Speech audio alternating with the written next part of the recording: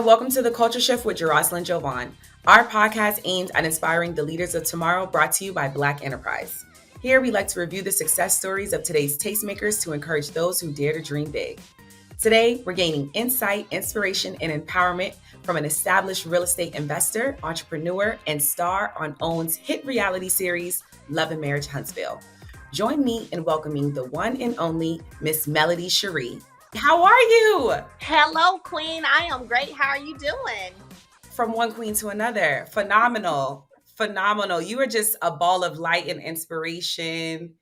Oh, And thank you. Thank you. thank you. Before we even get started, really, I want to first commend you for just the transparent look into your life that you've been providing as a mother, as an entrepreneur, as a daughter, a sister, a friend, all of Thank the in between. You put it all out there.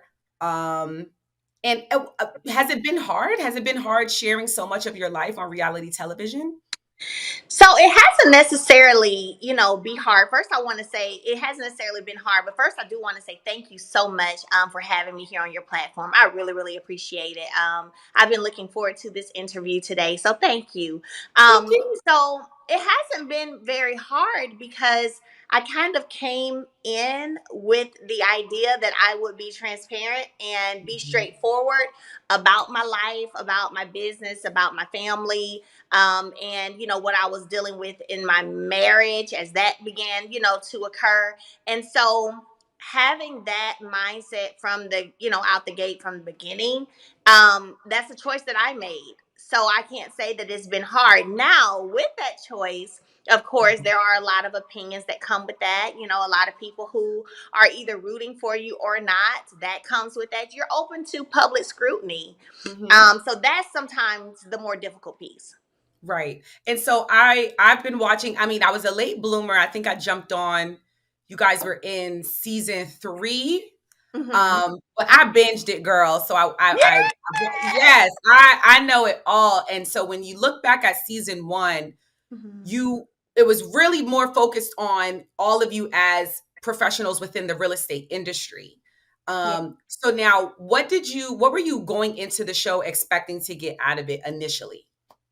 So, initially, to be honest with you, it was pitched to Carlos, met with him in Atlanta, and it was pitched to really showcase originally family, business, and, a black, young, successful couple, really doing our thing in Huntsville, Alabama, which, no, this is the first reality show out of Alabama. And so that's on a, national network. And so we wanted to show that there are successful black people here. And Mhm. we ended up having conversations after that. I continued to stay in contact with Carlos and just sharing with him how Huntsville was growing, what was all going on in Huntsville. And then from there, he sent over a contract. We signed that contract, my ex and I. And it pretty much gave like a time frame for the show to be, for him to pitch it, for it to be picked up by a network, right? And so in that time frame, probably, maybe a month or two in, he was like, "Hey, so I'm really good at pitching ensembles. Do you have any friends that may be Mhm. interested?" So we pitched to him a few friends who, may be interested. And here we have now Love and Marriage Huntsville, right? So I think out the gate, it was still the idea or notion of showcasing black excellence and trying to showcase the Yeah. good, the bad, the ups and the downs, of being married, of having a growing family, of running businesses, and then also looking at these different, looking at friends and friendships. And now here we are, Love and Marriage Huntsville. Yes, yes. And so we are watching, we really got an inside look into just the development of your relationships with everyone, the in-cast Mhm. dynamic, and you unapologetically protect your peace. It's Yeah. just what you do, despite, how it might seemingly offend others. Because I don't ever think you're mean-spirited with it, but Right. Right. some people they just kind of get offended with how you go about it, Right. whether you change your number, whatever. It's like, this is what I need to do. What can you say when it comes to prioritizing your personal well-being, the Yeah. importance of that and how it might impact other people? Absolutely. I hope that that's one of the things that people do pick up, right, from following me and watching Mhm. the show. is because so many times as women, we are taught to put ourselves last. We are taught to put our mental health, our overall well being last. And I literally have been showing what that looks like, unapologetically putting that first. And when you're doing that, it doesn't really matter what anyone thinks, how they think you should have handled it, what they think you should have done. You know, the fact of the matter is that the people who understand and know you, and who understand and know that, hey, I haven't done anything to her, so I know we're good, Right. then that's what it is. So, you have to get to a place where you're not worried about what other people think, and you're doing what you've got to do for you and for your family. Yes, I'm a believer. At times I'll be like, dang, you know why? But over time, then I'm like, oh, you know what? It makes sense. So now I just trust your judgment. Yeah. Yep. Yep. Now Yep. I've just learned as a viewer to trust your judgment on that and even practice it in my own life. Because Absolutely. And you know what else too? Like, trusting your intuition. You know, we throw that word out there all the time, but we're not really living it. We're not living what it means to trust your intuition, right? We'll talk about it, but that ain't how we walk. And so if my intuition is telling me, hey, something's not quite right over here, or hey, you need to spend some time with yourself, and then I don't follow through with that, right? Then you're not actively trusting your intuition. So it's a big thing. Especially women, we wear so many different hats. And mm, we are, a lot of times we are people pleasers. We want to make everybody happy. You want to make your husband happy, your children happy, your mama happy, your aunties happy, your cousins happy, siblings happy. You want to make everybody happy. And in that, sometimes we lose making ourselves happy. yep, yep, yep. Yeah. We've also gotten an inside look into the evolution of your business in real estate. It was just really nice to when this season started, seeing you with like training other people with, because what is it you do? You do like house inspection, Yeah, property preservation. Yeah. So I do property property. preservation. There we yes, property Yeah. preservation. Now, this the launch of your skincare line and just the growth of Seventh Avenue Beauty, your music, God Said Go line. Mm-hmm, It's mm-hmm. been really beautiful to watch. Was Oh, this all? thank you. Yeah, no, seriously, it's been very, very beautiful, very inspiring. Was this always your entrepreneurial vision, or did it develop while you were appearing on the show?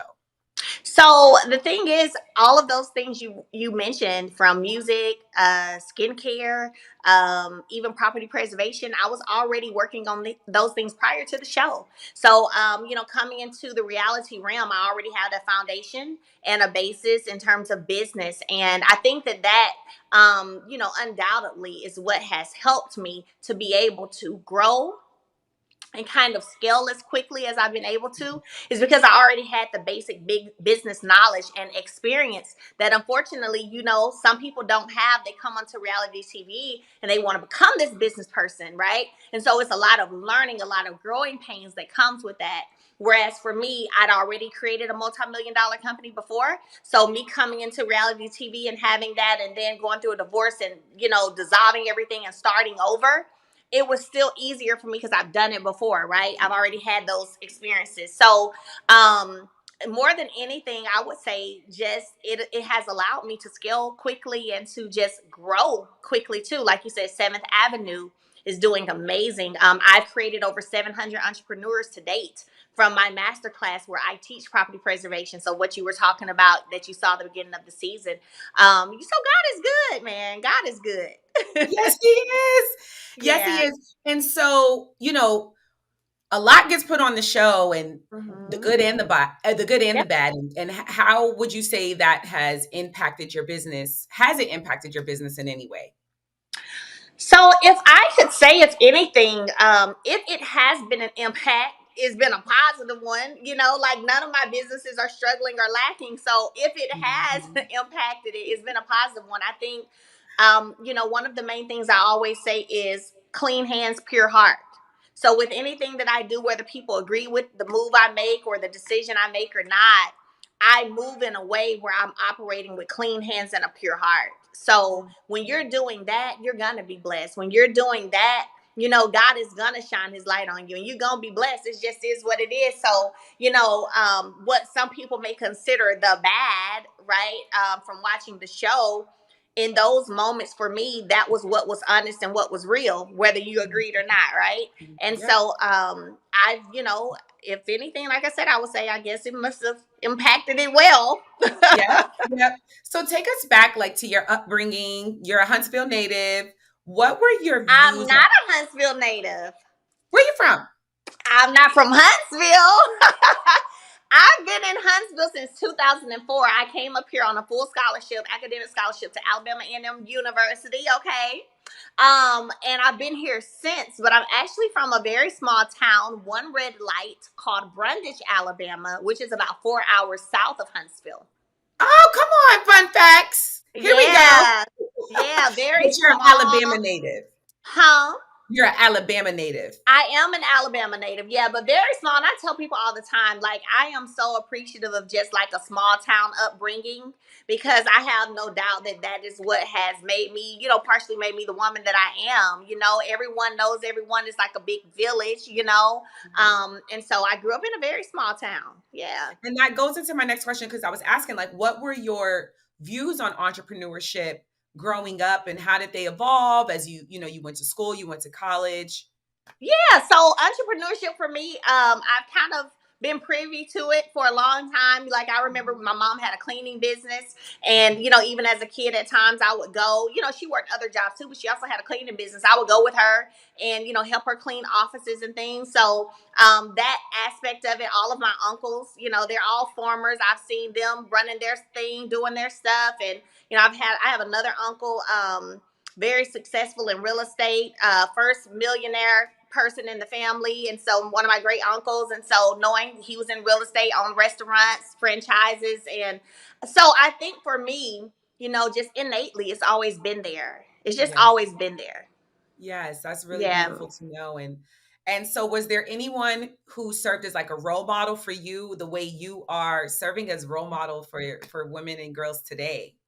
Oh, thank you. So it's so important, for us to have those individuals, right, that we look to, who inspire us, who encourage us, and who we strive, right, to kind of pull pieces of inspiration from. So for me, for sure, the strength of my mom, watching her, that has been amazing. That has actually, definitely fostered me being who I am, right? And of Mhm. course, I've got aunts, great aunts, educators that I've been fond of, who've been amazing and who have poured into me. So I do fortunately have quite a few people Yes. who've been inspirational. Yeah, the foundation is there. So it adds to just the natural confidence, Hmm. Godfidence, the Godfidence that I see in you that you're able to kind of just pour out into others. Yeah. I was reading your Instagram yesterday. You put up a quote, and part of it said, "The success you've experienced is partly because you don't spend energy trying to figure out what everyone else got going on." Can you Yeah. elaborate on this? Absolutely, girl. Yeah. So let me tell you about this. Now, this is how I feel. See, now we get into the good stuff, okay? But no, it's all good. It's all good. But no, so I tell people all the time, right? Focus on you. Focus on you. Focus on what you have going on. Focus on your passions, on your goals. Focus on the things you want to do. And when you do that, right? Whenever you are doing that, when it's almost like that tunnel vision, that is whenever you will reach the level of success that maybe you didn't even know you could reach. And so I do focus and spend time. I can't tell you what other people are doing. Of course, I get DMs all the time where people asking me what other people are doing, especially being on the show. But I can't tell you what other people are doing because I don't know. I'm too busy doing what I'm doing. You know what I mean? And so I like to drop gems as they hit my spirit, on my Instagram, on my social media. And so that was one of them. We have to Yes. learn to focus on what we've got going on, get in that tunnel vision mode, Mhm. push out all the noise, Yeah. and get to what it is, get to the bag, get to Mhm. get to whatever goals you have set for yourself, wealth, generational wealth, all of that. Focus. Yes. So I would like to know, what's your definition of friendship and sisterhood? And is it Mhm. something you think you have with anyone on the show today? So when I think about friendship and sisterhood, right, I think about those people who are there when you're at your lowest moment. And they're there. They're there to, whether that's to drop an encouraging word to put a smile on your face, or tell a silly joke to make you laugh, right? Mhm. Whatever it is to get you out of whatever funk you may be in at the time, while also challenging you too. You know, they're not always in agreement with you, right? They Mhm. also challenge you, but those challenges are the things that push you to be your best self and the best version of yourself. So you appreciate that, right? Yes. And so that's what friendship and sisterhood looks like to me. If I could think of someone on the show currently that I could say we definitely have that kind of, a positive, strong friendship and sisterhood, it will be one of the newest people on the show, which is Miss Nell Fletcher. Okay, yes. Yeah, Miss Nell Fletcher. We have a beautiful friendship. Honestly, we do. There's a level of respect there from both Mhm. sides. We don't always agree, but we're respectful even when we don't. Right. And we challenge each other as well, Mhm. but then we're also there. We've been on the phone with each other when she's cried, when I'm crying, right? And so it's been beautiful. It has Yes. been, and been evolving a lot over the past few years. I love that. Yeah. I completely respected your decision with supporting the Black Business Expo Uh-huh. from Uh-huh. from a safe, healthy distance. You know, you still went, you supported, but you chose not to involve yourself with just because of personal reasons. But looking back on it, Yeah. did you regret the decision at all? Oh no, not at all. No, not at all. Because my decision was not based on if I Right. thought the event was going to be have a nice turnout, or if I thought the event was going to be successful. I wanted it to be successful, right? So it wasn't that. My decision to not be involved dealt with all of the other pieces to the puzzle. So Mm. no, I didn't regret it whatsoever. Seeing Stormy's experience with the Scots. Was there any advice? Did you speak to her afterwards in regards to just how it was handled, with her choosing to kind of come on after you weren't involved, but then it kind of blew up in her face? You mean in terms of the Black Expo? No, Yes. not really. Not really. I mean, let's be honest about it. We're all adults, and we all make choices. We all make decisions every day. And so she made the choice that she wanted to be involved, and there's nothing wrong with that. Yeah. What came after that is what came after that. So it wasn't necessary for me to have a conversation with her. Yeah. She's not new in business, and she decided she wanted to do it. I didn't have a conversation with her prior either, saying you Mhm. shouldn't do it. Like it's kind of Right. one of those things for me. We're all adults. We're Yeah. all adults. We all know what we signed up for. Whatever decisions we make when it comes to being involved with certain things, those are the decisions that we make. And we're on a mid-season. We were left on a Mhm. mid-season cliffhanger. Even in between the time of it leading up to the mid-season break, some stuff went on social media, like serious drama involving you and your ex. Is there anything you can share about the current dynamic? And is it something that we, the viewers, will get more clarity on when the season returns? You mean there was some stuff going on social media? Oh, I know, girl. What's your question again? Are we going to get more clarity on that? Just because I'm wondering if it's just going to kind of not be brought up on at least at a reunion or on the show, or is it something that we will get clarity on because it's pretty serious?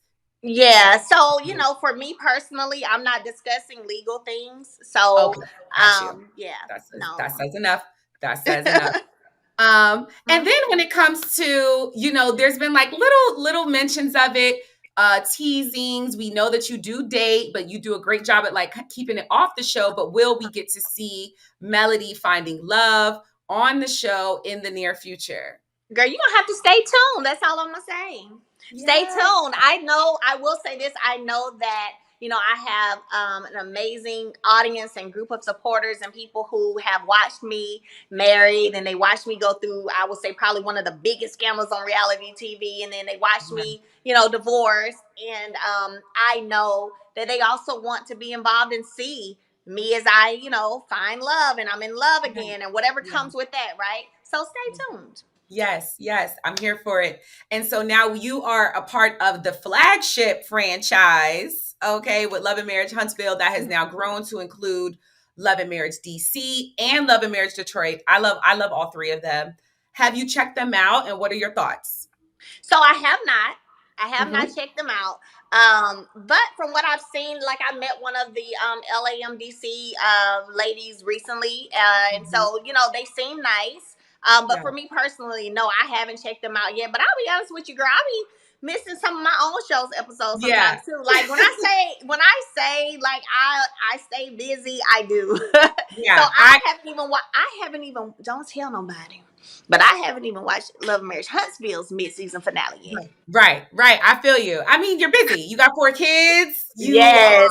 You're running multiple businesses, and Mm-hmm. I'm the type to like even like when I do my interviews, unless I'm like going to try to grab a clip, I kind of it's like it happened. It happened. I got to move on with Yeah. my life. I'm not kind of Yeah. going back to back and be like, oh well, it's like I totally get it. But how do you? What's your overall thoughts on the empire that Carlos King is building with the Love and Marriage franchise on My owning? thoughts in terms of like what? Just as it, as it compares to just an empire, black owned, representing the black community, marriage, Mm-hmm. relationships. What are your thoughts on it as it continues to expand? Well, I think that's one of the goals, right, of all of us. We're always working hard to expand and we're Mhm. always working hard to grow. So anytime, there are goals that are set and those goals are being reached, I think that's always a blessing. Yep. And Mm-hmm. speaking of goals, you have done so much already, but are there any goals or projects you're looking to bring to life that you haven't? I'm always working on stuff. Yeah. Always, always. Like when I tell you, I feel like my creativity has just really increased so much, probably the past 2 or 3 years. I'm literally always thinking of things, Mhm. always. And so I'm looking forward to continuing, to grow my brand and grow all of the things that I've been working on and taking them to the next level. And so 2023 has been great. Like it's been an amazing year. I can truly say that 2023 has been an amazing year and 2024 is going to be even better. And So last question, what can we look out for? What is next for Melody Shari? awesome. So I do have a movie coming out, Marriage Mansion. It will Woo! be out in the next few weeks, so stay tuned for that. Yeah. And just continuing. I'm going back in the studio to drop some more music and just continuing to do the things that I love. I feel like when you're doing things that you love and that you're passionate about, it's not work, right? It's Yes. not work. And so I will actually be in Grand Rapids, Michigan this weekend. I have a speaking engagement there. I have a speaking engagement in New Orleans the end of this month. New York Fashion Week is coming up. So I'm always doing a lot. I'm always doing a lot, but like I said, it's things I enjoy doing. So Listen, Melody deserves. Melody will continue to get. Thank you so much. It's been such a pleasure thank speaking with you. you and connecting with you because I watch your show every week when it's on, and I am really invested in the show. I love what you guys are doing. Thank you. Oh, thank you so much for having me.